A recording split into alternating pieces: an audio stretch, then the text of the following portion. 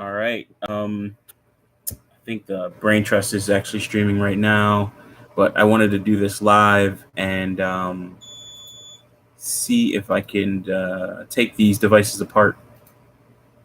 All right, sound is good. Alrighty, so basically, I was online and I had these two new devices. In my last video that I just uploaded just a moment ago, an ASA 5550, which is like I think the second to last one in the older generation of these products. One moment, I want to test sound again. Yeah, we're good. All right, so it's the older model of these items, and or the older generation. The top dog is the 5585-X.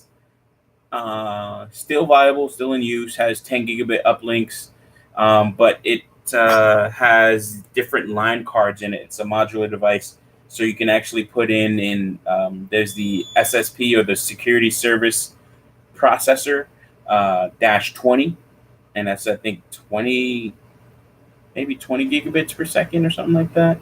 Forgot. So there's a Jack audio. One moment.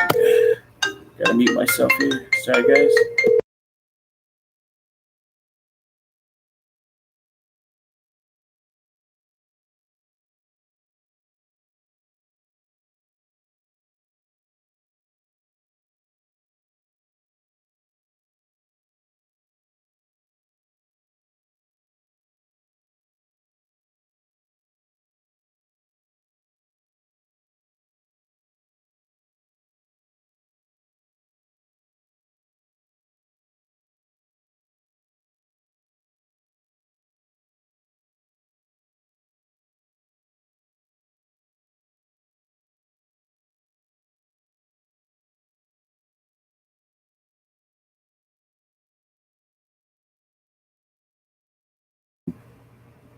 Sorry about that, guys. I am here at the good old night job. But so with this device here, this is the Cisco, this is the older firewall. They have the SSP in the 5585-X. They have the SSP 20, 40, and 60. They're still, I think they're not being sold anymore. They're end of life now. But this is the older device. Took the rack ears off of this first, and then removed all the screws that I could see here. And yeah, this is for the rack ears themselves. So that case comes off pretty easily. I already did this earlier, and I was just like, you know what, might as well make a live stream out of this. I want to try and do more of these tech live streams. These are older products. They're end of life mostly. You can get them pretty cheap online. I just picked something out, like a little piece of plastic or something, so that's probably broken off. I really wanted to open this one up just because I noticed some noise when I first started it up. When I got it a couple days ago, I think I got last week sometime, and I was like, well, that sounds weird. The fans kept on restarting, and it sounded like the system was restarting itself. But it actually sounds a lot better today when I started up in my last video. And I'm thinking, after seeing that little piece here, it looks like a piece of green, part of the plastic faceplate here. But I'm thinking what happened is, Maddox, sorry, I'm not really looking at the chat. But this was probably I got it on eBay. Give me a moment, I can tell you. Again, this is the Cisco ASA 5550. Let me look at my purchase history. I got it for $189. I wanted to get a little bit cheaper, but it comes with I think the latest firmware, 4 gig, 256 meg, and 4 gigabit connections on the back, which is a daughter card, and that daughter card can take Ethernet, copper or fiber. And I'll show you guys that and how that works. In fact, let me get my screwdriver. I had it somewhere. Yeah, I don't feel like using a drill on this. But this one this bundle came with the daughter card, and that daughter card just allows you to have more ports. Something like this, I'd probably put in link aggregation. Again, sorry for the beeping in the background. It's one of the panels here at the job. But with this daughter card, you can actually remove it. But let's get back to this one. So yeah, we'll describe some of the parts first. So you got your power supply, you got your memory chips here for the device itself. This is an internal 256 meg CF card, which came with it. Then of course it has the ASICs. I believe these are the ASICs here, and the heat sinks for the said ASICs. And I believe this might be the processing unit. I'm not sure. Well, that probably is. You know what? Don't listen to me. I don't know what any of this stuff is in here. Look it up. All right. So this right here, you can see. Let me adjust this here. This is the daughter card here, up here by my thumb. This right here can be removed. If I just push it out a little bit, the card itself pulls out, and you can put an actual, I think the AIP-2040, no, I think they have like the 10, 20, 40, and something else. But I wanted the 20, and that's another card, but that is the advanced in. Man, it does packet inspection or deep packet inspection. So that allows you to actually look at the, so you can do IP, what's it called? What is it? IP, this IPS, intrusion protection on that. So I'm probably going to get that card a little bit later. But this little daughter card here comes out of that slot. And this is the daughter card itself. As I said, 4 copper uplinks or 4 copper links, and then 4 fiber optic SFP based links that do a gig per second on each one of these. I believe you can mix and match, but you can't have both ports active at the same time. So this one is linked to this one as well. So you can't have like an extra 8 ports. I believe that's the case, but that remains to be seen. Forgot what the documentation says. All of it goes through this link here. And then put that down gently, not really. Then you have the connector here, and on that connector is where all the information from this card passes through. So I noticed that the fan sounded like crap on one of them, and it looks like the little piece that it might be been a piece that broke off. So that's looks like that cleared out when I actually moved this, when I was actually transporting it here. But here's a closer look of the inside of this device. Power supply here, the CF card here, and then there's another CF card slot right below it, so you can actually have a redundant CF card. Probably even have, with the Cisco devices, you can actually write scripts where you use something from the Rancid library. It's a Linux-based library, and with Rancid, which is really nice, you can actually do things like log into these. It has this program called C Login, which I've used in a script on my GitHub, MJNS hosting, or actually mjnshosting.com is the website. My GitHub is github.com/MJNS hosting. On there, I have a script where it actually goes into various devices that are on a list with your credentials that you have in your C Login, which is in a file. And it'll actually log into these devices and run commands, any command that you want. Things like clogin-x. And with that -x, you can actually do things like run the command to dump the entire routing table for that device. So I was doing that. I did over like 105 devices. It took me about a week to write the script. It was all written in Bash. And I later did some other stuff with that script as well. And then kind of coupled that, still use Bash, but then coupled that with PHP to actually upload all the routing table information, which was parsed into a database. So I know I can actually log into these, and you can do things like, garbage cleanup, log collection, actually log in and actually get these, get all the configs downloaded and push to a local SVN or repo server or what have you, where you can have all that information, save it for later. but pretty much, you know, you can do a lot with the Rancid RANCID library, and in it should have C login as well. But it's a Cisco tool, and you can use it for other devices as well, Juniper as well. So with this here, this is the faceplate. You can take this off, and then it's just a bare box. This is the back of the device itself, and I'm going to put this card back in. Slides in like a glove. And I'm just going to put these screws back in because I don't feel like having this fall out on me.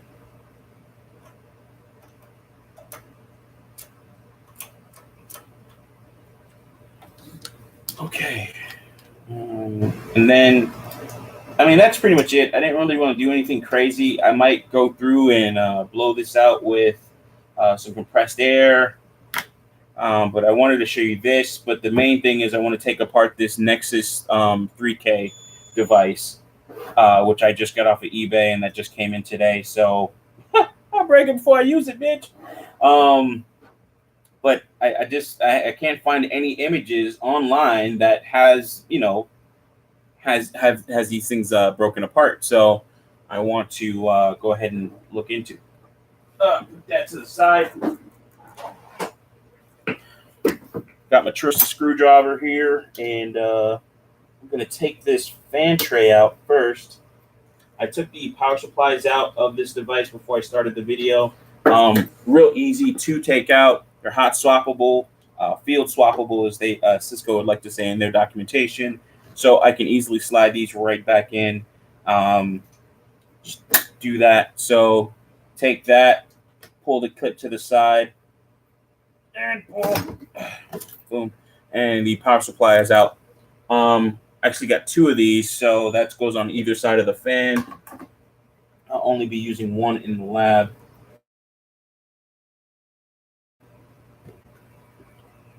Sorry, internet connection here sucks a little bit, only because they made some changes to the wireless here in the building. Is what it is. Okay, that's the works. All right, so I'm gonna take apart this Nexus 3K. I've already taken off the rails and some of the screws there. So yeah, let's do this. I want to be careful with some of these screws. They're smaller. I'm worried about stripping them.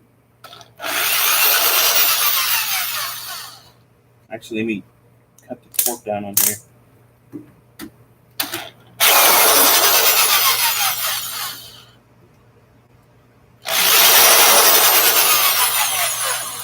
I'm going to make this a little bit easier on myself. Jive Audio. Give me a moment, guys.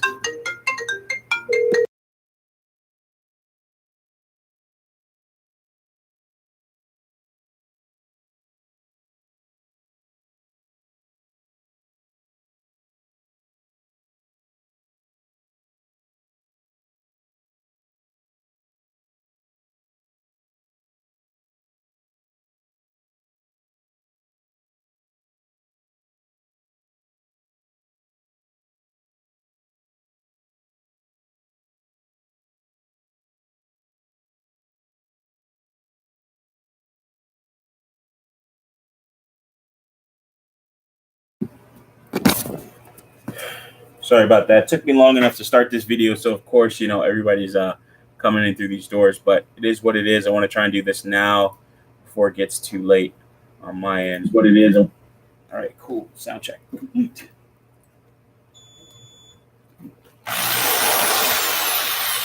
So this device has a lot more screws than your Catalyst series switches, some of your older ones.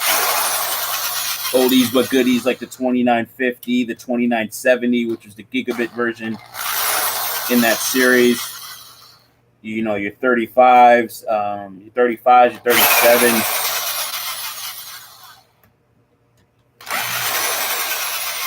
Almost as if they didn't want you to take it apart, because it would void some type of warranty. Maybe. Alrighty.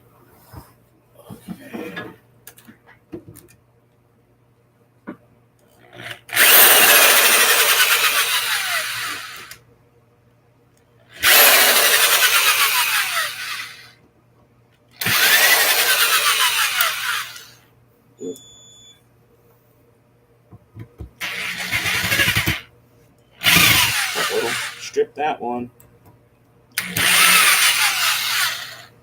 Looks like there's something in that one now. Besides that, everything else is coming out. Probably gonna have to use a flathead screwdriver to get that last one out.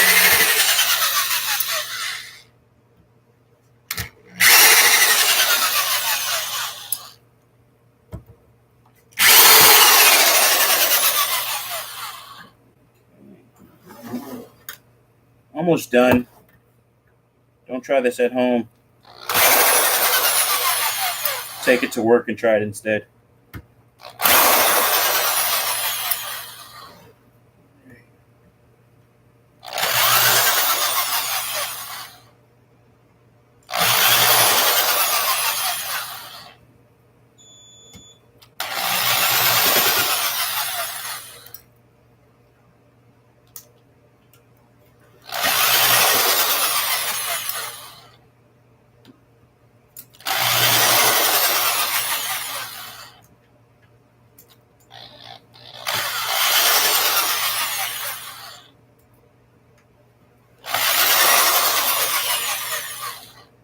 So I know with these devices, just like the ASA series, the 5500 series ASAs, which took over for the PIX routers from back in the day. That was before my time. During my time, the ASA 5505 was kind of top dog. Like, not during my time, but like when I first started, I should say. We got our SFP ports here. Oh, you really can't see it, but we got our SFP ports here with our 10 gigabit SFPs, SFP plus transceivers. Of course, you're gonna have to take all those out to remove this faceplate. These are the transceivers for SFP. Not much different from any of your regular SFPs. All these different SFPs, you have to look at, what they do in terms of their functionality.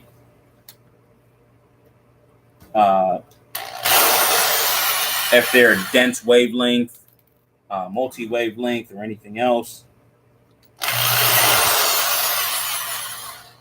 Again, this is, for my study rack. I have to buy another one. It would suck, but at the same time, the purpose of this is to learn these devices inside and out and get a better understanding of what I'll be working with. Of course, curiosity. Hopefully it does not kill this cat.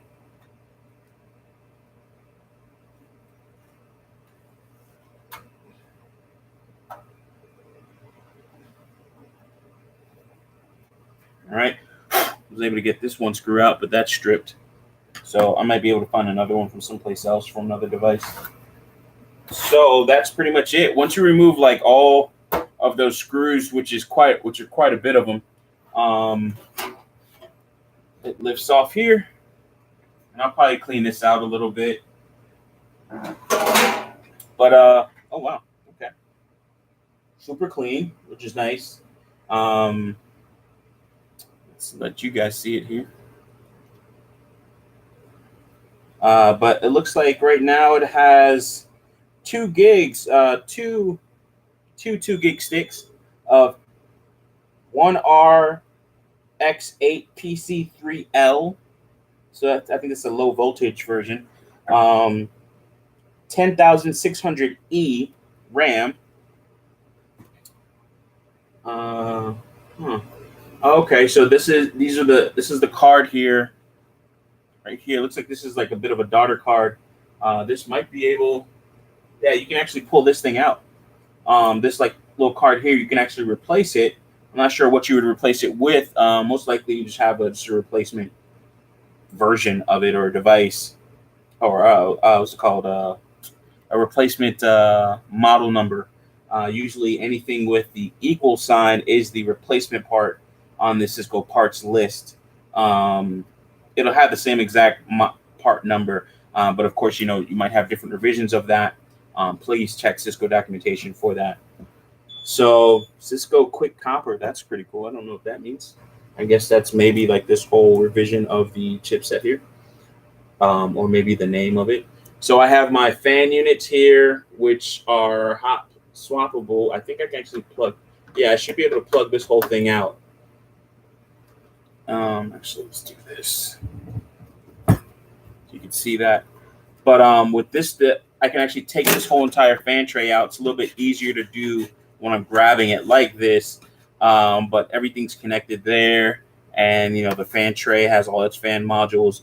Now, if I wanted to, then I can actually reverse the airflow of these here now, so I can actually take all these fans out, reverse the airflow instead of. I think this might be front to back. So I can actually reverse that airflow to the other direction. But that's actually a different part number where these fans are actually reversed. So I can do that myself, save money if anything. Lionel, what's up, brother? What's it called? Just taking stuff apart here, bro. You know me. But wanted to come to show you guys, the inside of some of these devices. This is going to be in the lab. So this right here, this little portion or this slot is where we have our power supplies plugging into. And as you can see, fits right there and then goes into the power supply connector that is actually on the board itself. And so it has a nice little shroud over it, which is cool. Now, that's really nice in terms of design because what it's doing, just a little bit, not as I'd like it to, but just in case you don't have a blank faceplate here, you can actually still leave this kind of open, and if things get in there, bugs or what have you, most data centers are clean, of course, so that's not a huge issue. But right here, there's only like a small gap, but you can also seal that up if you want to, but that's not a big deal. Like, that's for somebody that's getting into these things. To be honest, it's a lot cheaper just to buy the blank, so don't even listen to me. That's just me looking at this stuff. But just got this part in today, and I'm fairly impressed with it. I mean, very clean on the inside. I was expecting a little bit more, no lie. This is the Cisco 3K model or series of devices. And this is the 2K is a fabric extender, which is a dumb device primarily. And the 3K is the one where it starts to actually have some logic to it, where it's a full switching platform. I haven't seen the 4K, if there are any. There are the 3K. There's the 5K, which is one of the first ones that came out. That was very popular, and that was the Cisco Nexus 5010, 5020. And those were like 2U switches. And you can do quite a bit with those, have different fiber channel over Ethernet, all fiber SFPs, or even just copper ports as well. So you can switch out certain cards. It was a semi-modular, hybrid switch. So it's fixed and then also modular. This is a fixed switch, so you can't really change any of the configuration in here. But the higher end switches, you can do more with. So with this, I'm just looking at it. It's clean. It's basic. I can see why nobody has any videos or pictures of this up on the internet until now. All right, but I was just curious. So hopefully this thing works when I put it back together. I'll probably put it back together when I get home. I'm gonna actually blast this with some compressed air. You never know who you get these things from, so I like to actually clean these things out a little bit. I'll probably put a couple screws back onto this, just to make sure that so it's going to be good for transport. I guess we'll spend a little bit more time and look at these different heat sinks and parts. I would assume, this is the CPU itself for the device. This is pretty much a how would you say? It's a printed circuit board, but it's an integrated computer. So processor and everything is integrated onto the device itself. I don't really see, even with this heat sink on, I don't think that there's something where you can actually take the processor out. Then you have your co-processors as well. You also have a little sister board here. This is for your out-of-band management, your management network, and then of course your console port and USB. and it looks like it has some status. Yeah, status and the ID light on there. Of course, your fan module. So you have your power connector for it here. The dual power supplies. This pretty much runs the Linux kernel. So with it running the Linux kernel, it allows you to do quite a bit more than what you would get in your older ASAs. This is pretty much like the ASAs, a little bit.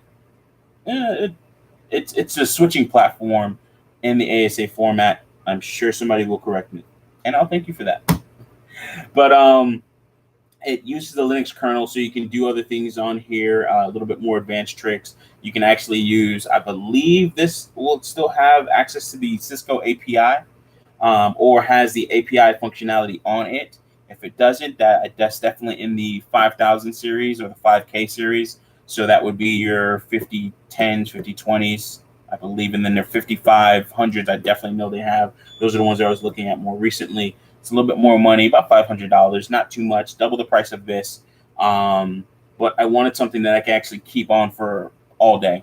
I want to be able to access my rack and then turn things on as I need to via the APC 9210 or 9211, I believe, PDU that I have. So I'll be doing another live stream about that, configuring it and getting that going. As I said, it has memory here. So we got 4 gigs of RAM, which is cool. That's some more than some computers you can see. Or actually what you're seeing is this is, the specs of an old school computer from back in the day. So now I can actually do, this is listed as having a Cisco hypervisor. That's what you usually see in some of your modular switches, but that's the brain of the computer, or brain of the actual, you can almost call this computer, but brain of the switch itself.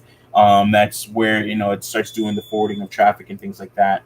Or it starts handling the orchestration, forwarding of traffic, access, configuration, and provides the harmonizing, in a sense, and couples everything together. I'm trying to get a little bit better versus Cisco, so some of the stuff I might have said as far as forwarding traffic, there's a control plane, and I believe there's a forwarding plane. So I think I was wrong on that. Please correct me in the comment section. I'm here to learn, so this is kind of one of the reasons why I got all this, because I want to learn more about it and everything with it, so I can actually, take that knowledge and charge people for it. All right. So this is pretty cool. I don't know what this is. There's this little card here. Let's turn this around. There's this little card here. I'm not sure what that is. Oh, that's pretty nice. I don't know what that is, but you can find all types of manner of things in here, which is kind of cool. And it makes you want to investigate a little bit more. Huh. All right. One other thing that I noticed is, and this is common with Cisco devices. So you would think that these ports, in some cases, they have, they have switching capacity, and then they have ASICs. On these ASICs usually control the forwarding of data. So if anything, they'll offload things from the main processor or hypervisor, and then do any type of forwarding between the ports that it controls, or the ports that it actually controls, or communicating with other ports. So it's almost like, it's just really kind of like co-processor offloading processors. But what you'll see is you'll have an ASIC here, and that'll be for these ports. Here for these, here for these, here for these, here for these. So every couple ports, there actually has an ASIC dedicated to those set of ports. Now in this case, I have 1, 2, 3, 4, 5, 6, 7. 1, 2, 3, 4, 5. Okay, so this ASIC most likely 1, 2, 3, 4, 5, 6, 12. So for every 6 ports, probably for every 6 ports it has an ASIC, and then this last one here is for the 10 gigabit, the 10 gigabit ports. And what that usually means is it'll have, say, a switch has an overall capacity of a certain amount. So for instance, this switch might have a overall switching capacity of 20 gigs per second.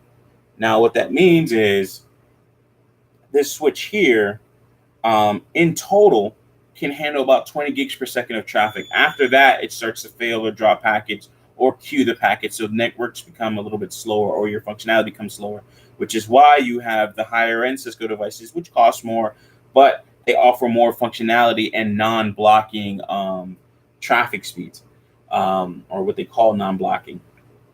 So I don't know what it is off the top of my head for the 3048. Sometimes it's kind of hard. I would just usually Google it right in front of you guys if I don't know it. But sometimes, finding all that information, the data sheets on these Cisco devices, you have to dig through quite a bit. So maybe I'll just look that up after this stream here and then say that in another stream. With this here, so it looks like every 6 ports has an ASIC. So 1, 2, 3, 4, 5, 6. Okay, I think I'm totally off on that. So what I've noticed when I'm looking at, say, 7000 7K switches or the 7700 switches, they'll say these ports have certain groups, and in these the grouping of these ports.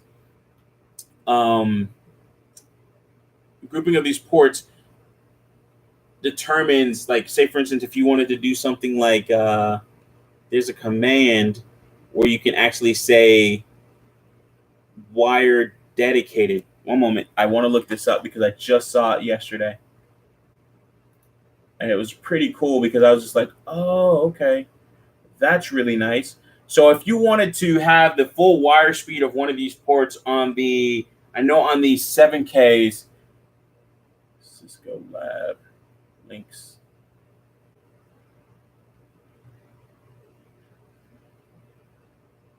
Oh no, that was for a different project actually.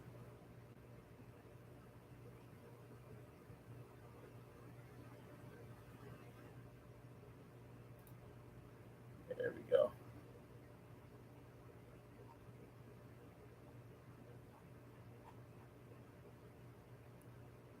One of the devices, I just saw this yesterday, guys. Essentially, it's a command where you say dedicated, and it'll shut off all the other ports that are running to a certain ASIC and allow that port to run at its full wire speed. Oh, there we go. Here it is. It's I'm looking at Nexus 7K and Nortel VPC and SMLT interoperability article. This is written back in 2011. But what was really cool about this one is that it had a command in there where it actually dedicated. Oh, that's the wrong article. You can actually dedicate.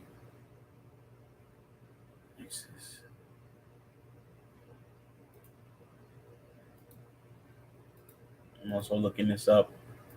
Excuse the unprofessionalism, but I want to get this for you guys. It's really cool.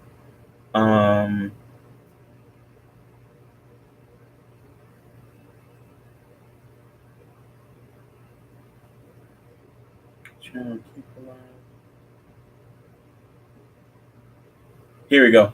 So the command is, and this is in the,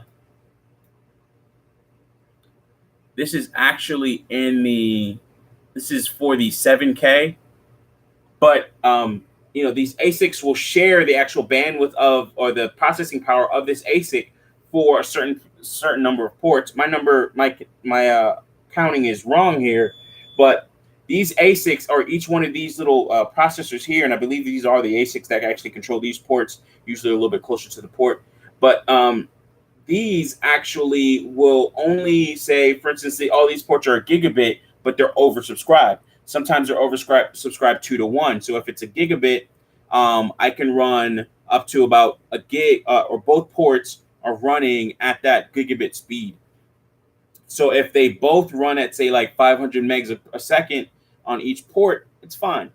But if they start running over that, then you'll start to have like packet loss or actual queuing.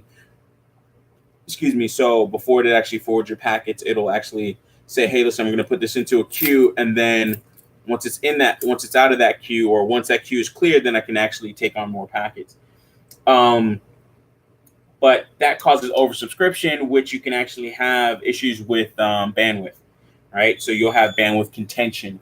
If you guys are following me here on that, I could just be explaining it improperly too, so excuse me for that.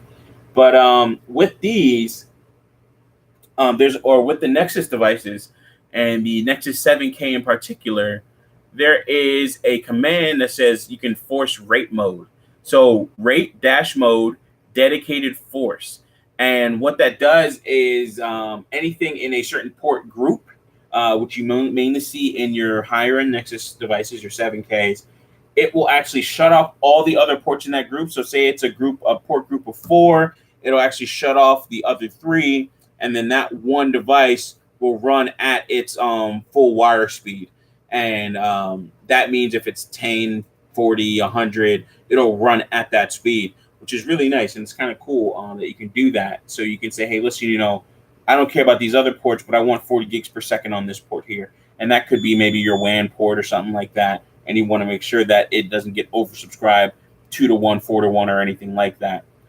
So for every port, it actually has 1 gig of bandwidth, you could say. So if it's a set of 1 gigabit ports, and your oversubscription rate is 2-to-1 or 4-to-1, it'll actually do about, say, 4-to-1 on a 1 gigabit port. It'll do about 250 megabits per second on said port. And if any one of those ports goes over that, then it's going to have to load balance and queue that traffic as best as possible, and then try and forward it. So that's the little bit I know about it. Again, this is a test rack. This is for me to study. This is for me to get better. So I will be doing that, and it's good. It's good for me because then I can actually take that knowledge and sell it to customers, and sell them the correct things, and actually spec out the correct things as well. So that's pretty much it. Wanted to take this apart. Thanks for joining me on that. I'm going to end this stream and start putting this stuff back together. As you can see here, I have a ton of screws. So I'll be putting, I might put the whole thing back together right now. Yeah, I might just put the whole thing back together. It'll be easier. But again, thanks as always. Appreciate y'all. And to the men in the chat, thank you as always for joining and, listening to my boring stuff. Appreciate it. Peace.